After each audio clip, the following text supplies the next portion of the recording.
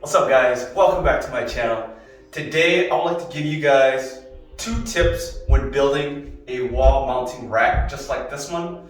So the one specifically, I think this goes across the board with any brands that you're going with, Fray. So basically the ones that fold side to side. The only one that I think is a little different is the TRRS. Those actually fold up and they come back down. Let's get started.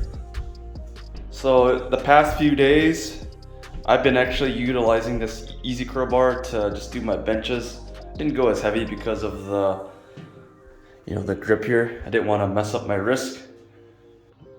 Actually, I'm gonna give you guys 3 tips. So first tip is use stringers.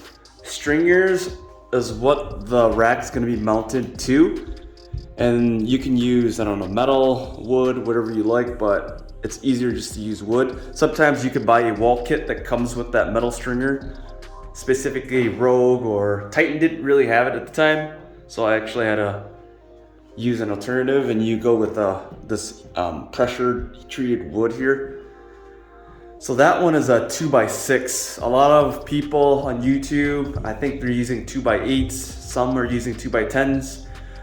2x6s actually would work. As you can see here, you still have room top here and room at the bottom here, as you can see. I did mount it to the stud in the back there. I use 6 bolts, so 2, 4, and 6, as you can see on that side. Same thing on the bottom there. So that's tip number 1, use stringers. Tip number 2, what you want to do is lay these poles, right? These 2 poles here, 1, 2. Those are going to be laid on the ground. All right. What you want to do is assemble the 4 poles to it. All right. So you got 1, 2, 3, 4. So attach those bolts onto those poles while it's on the ground. Once you do that, also read the manual, because according to the manual, from this side of the pole all the way to the other side is 48 inches, okay? Next, what you want to do is take your pull-up bar and mount it right into the poles. So when you mount that, the width will be exactly 48 inches. Here, let me show you real quick. All right, guys, here's the measurement. Look in the manual. It should say 40 inches or whatever width your rack's gonna be. So here's Titan's. It says it's actually 48 on the dot on mine with the pull-up bar up there, okay? So that's second tip. All right, most important tip, all right? There was a lot of YouTubers that said, hey, you gotta use shims because the ground is not leveled. All right, I use shims. However, as you can see, my ground was very leveled and I didn't actually check. I just went with whatever they said. Essentially what you want to do is check the levels of the swing of where the rack's gonna go, right? So you want to put your level over here. See, as you can see, mine's pretty straight. I mean, it's not going this or this, right? I mean, it looks pretty leveled across everywhere. Let's go over here. See?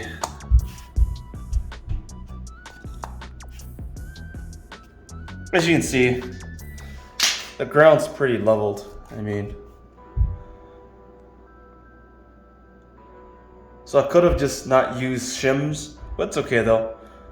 If your ground's not leveled, like I said, or as everybody's saying, just go ahead and just use shims.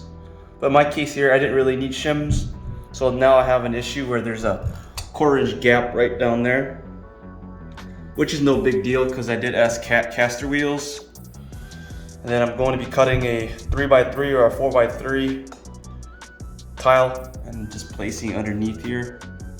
So those are the 3 tips. Let's go over it again, okay? So tip number 1 is use stringers.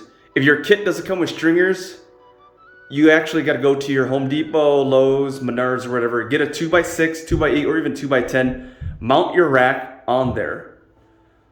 Tip number 2, when assembling your rack, use the pull-up bar, because if you don't use a pull-up bar, you're gonna actually have to guess when you fold that rack in, you know, in and out, because when you bolt that down, you're gonna have to unscrew it and it's just gonna be a headache. So why not get it right the first time, right? So when you mount that pull-up bar up there, measure the width between, just make sure that it's 40 inches or whatever your manual says the width should be from one end to the other.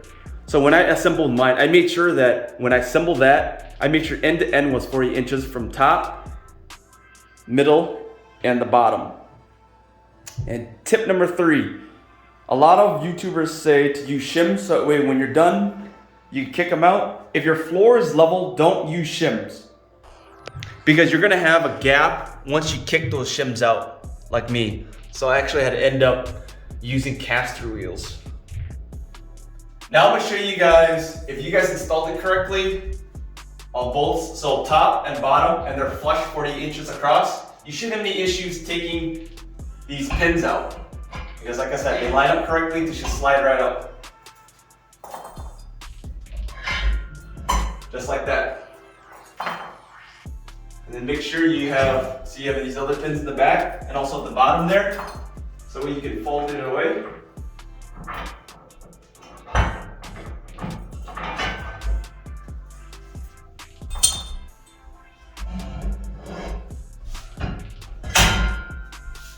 There you go.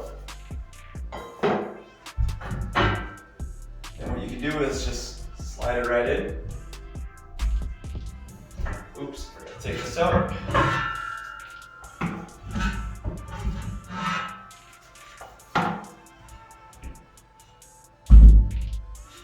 As you can see, I'm going to show you guys how they open and close, because I didn't get a good shot of the bottom casters working.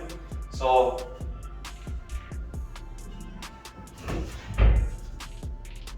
there you have it. Now I'm going to show you guys, once you've done it correctly, all the pins should go in without any force. So you want to put the pins back in the top.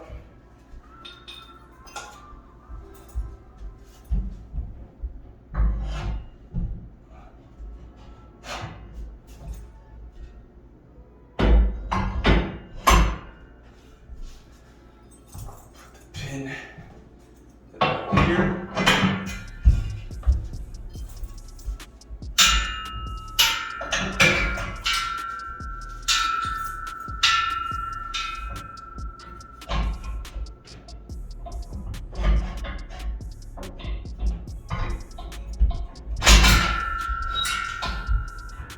There you have it.